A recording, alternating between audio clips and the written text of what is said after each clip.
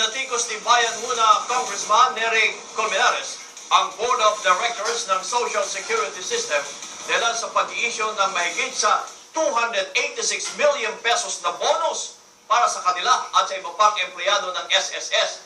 Ito'y sa kabila ng napipintong pagtataas na naman sa SSS contribution ng mga miyembro. Giit naman ni Presidential Spokesperson Edwin Lacerda ang pagbibigay ng bonus sa mga miyembro ng Board of Directors ng mga government corporation ay alinsunod daw sa itinatakda ng panuntunan. Habang dismayado ang Malacanang sa hinihinging Temporary Restraining Order o TRO ng mga kolektor ng Bureau of Customs para pigilan ang paglilipat sa kanilang ng pwesto. Samantala, ipinakilala na po kanina ng Customs ang 5 bagong Deputy Commissioners nito. Nagpapatrol, Jeff Canoy.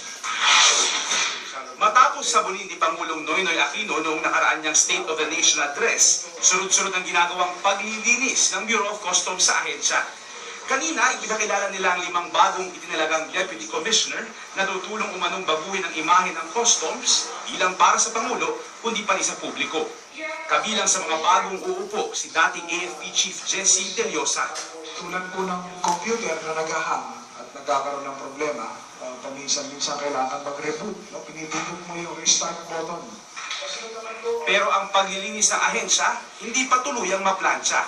Ito'y matapos palawigin ng Manila Regional Trial Court ng 17 araw ang Temporary Restraining Order na isinampa ng 15 customs collector.